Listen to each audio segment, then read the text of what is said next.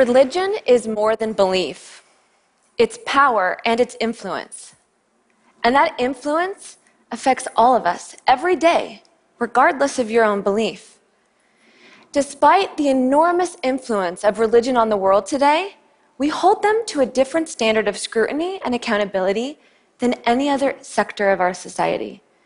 For example, if there were a multinational organization, government, or corporation today that said no female could be a leadership board, not one woman could have a decision-making authority, not one woman could handle any financial matter, we'd have outrage. There'd be sanctions.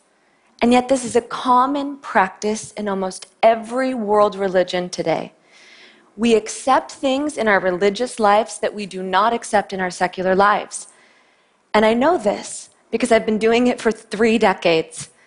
I was the type of girl that fought every form of gender discrimination growing up. I played pickup basketball games with the boys and inserted myself. I said I was going to be the first female president of the United States.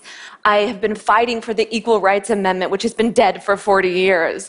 I'm the first woman in both sides of my family to ever work outside the home and ever receive a higher education.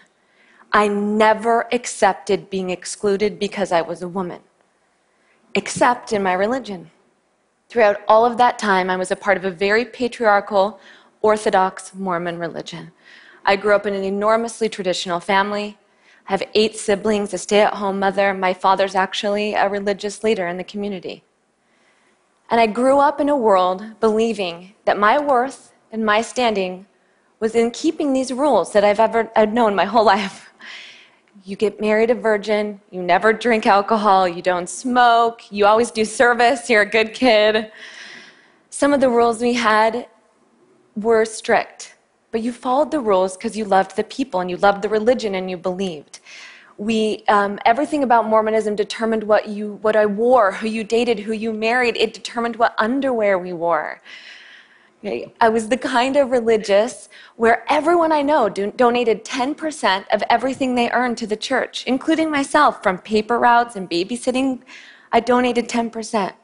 I was the kind of religious where I heard parents tell children when they're leaving on a 2-year proselyting mission that they would rather have them die than return home without honor, having sinned. I was the type and the kind of religious where kids kill themselves every single year because they're terrified of coming out to our community as gay. But it was also the kind of religious where it didn't matter where in the world I lived, I had friendship, instantaneous mutual aid. This is where I felt safe. This is certainty and clarity about life. I had help raising my little daughter. So that's why I accepted, without question, that only men can lead. And I accepted without question that women can't have the spiritual authority of God on the earth, which we call the priesthood. And I allowed discrepancies between men and women in operating budgets, disciplinary councils, in decision-making capacities. And I gave my religion a free pass because I loved it until I stopped. And I realized that I had been allowing myself to be treated as the support staff to the real work of men. And I faced this contradiction in myself, and I joined with other activists in my community. We've been working very, very, very hard for the last decade and more. The first thing we did was raise consciousness. You can't change what you can't see. We started podcasting, blogging, writing articles. I created lists of hundreds of ways that men and women are unequal in our community. The next thing we did was build advocacy organizations. We tried to do things that were unignorable, like wearing pants to church and trying to attend all-male meetings. These seem like simple things, but to us, the organizers, they were enormously costly. We lost relationships, we lost jobs, we got hate mail on a daily basis, we were attacked in social media and national press, we received death threats, we lost standing in our community. Some of us got excommunicated, most of us got put in front of a disciplinary council, and we were rejected from the communities that we loved because we wanted to make them better, because we believed that they could be. And I began to expect this reaction from my own people. I know what it feels like when you feel like someone's trying to change you or criticize you. But what utterly shocked me was throughout all of this work, I received equal measures of vitriol from the secular left. The same vehemence as the religious right. And what my secular friends didn't realize was that this religious hostility, these phrases of, oh, all religious people are crazy or stupid, don't pay attention to religion, they're going to be homophobic and sexist. What they didn't understand was that that type of hostility did not fight religious extremism, it bred religious extremism. Those arguments don't work. And I know because I remember someone telling me that I was stupid for being Mormon. And what it caused me to do was defend myself and my people and everything we believe in, because we're not stupid. So criticism and hostility doesn't work. And I didn't listen to these arguments. When I hear these arguments, I still continue to bristle because I have family and friends. These are my people, and I'm the first to defend them, but the struggle's real. How do we respect someone's religious beliefs while still holding them accountable for the harm or damage that those beliefs may cause others? It's a tough question. I still don't have a perfect answer. My parents and I have been walking on this tightrope for the last decade. They're intelligent people, they're lovely people, and let me try to help you understand their perspective. In Mormonism, we believe that after you die, if you keep all the rules and you follow all the rituals, you can be together as a family again. And to my parents, me doing something as simple as having a sleeveless top right now, showing my shoulders, that makes me unworthy. I won't be with my family in the eternities. But even more, I had a brother die in a tragic accident at 15, and something as simple as this means we won't be together as a family. And to my parents, they cannot understand why something as simple as fashion or women's rights would prevent me from seeing my brother again. And that's the mindset that we're dealing with, and criticism does not change that. And so my parents and I have been walking this tightrope, explaining our sides, respecting one another, but actually invalidating each other's very basic beliefs by the way we live our lives, and it's been difficult. The way that we've been able to do that is to get past those defensive shells and really see the soft inside of unbelief and belief and try to respect each other while still holding boundaries clear.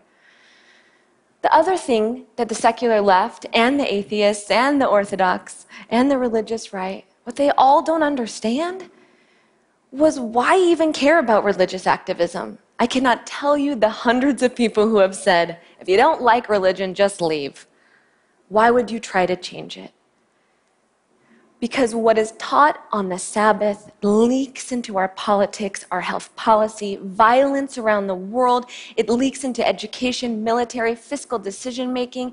These laws get legally and culturally codified. In fact, my own religion has had an enormous effect on this nation. For example, during Prop 8, my church raised over $22 million to fight same-sex marriage in California.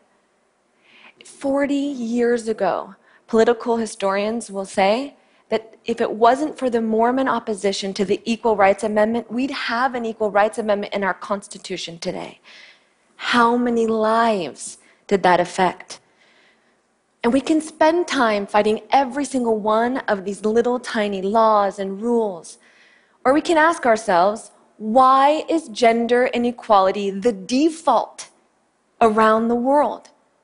Why is that the assumption? Because religion doesn't just create the roots of morality, it creates the seeds of normality. Religions can liberate or subjugate. They can empower or exploit, they can comfort or destroy, and the people that tip the scales over to the ethical and the moral are often not those in charge. Religions can't be dismissed or ignored. We need to take them seriously. But it's not easy to influence a religion like we just talked about. But I'll tell you what my people have done. My groups are small. There's hundreds of us, but we've had huge impact. Right now, women's pictures are hanging in the halls next to men for the first time. Women are now allowed to pray in our church-wide meetings, and they never were before in the general conferences. As of last week, in a historic move, 3 women were invited down to 3 leadership boards that oversee the entire church. We've seen perceptual shifts in the Mormon community that allow for talk of gender inequality. We've opened up space, regardless of being despised, for more conservative women to step in and make real changes. And the words women and the priesthood can now be uttered in the same sentence. I never had that. My daughter and my nieces are inheriting a religion that I never had, that's more equal. We've had an effect. It wasn't easy standing in those lines, trying to get into those male meetings. There were hundreds of us. And one by one, when we got to the door, we were told, I'm sorry, this meeting is just for men. And we had to step back and watch men get into the meeting as young as 12 years old, escorted and walked past us as we all stood in line. But not one woman in that line will forget that day, and not one little boy that walked past us will forget that day. If we were a multinational corporation or a government and that had happened, there would be outrage. But we're just a religion. We're all just part of religions. We can't keep looking at religion that way. Because it doesn't only affect me, it affects my daughter and all of your daughters and what opportunities they have, what they can wear, who they can love and marry, if they have access to reproductive health care. We need to reclaim morality in a secular context that creates ethical scrutiny and accountability for religions all around the world.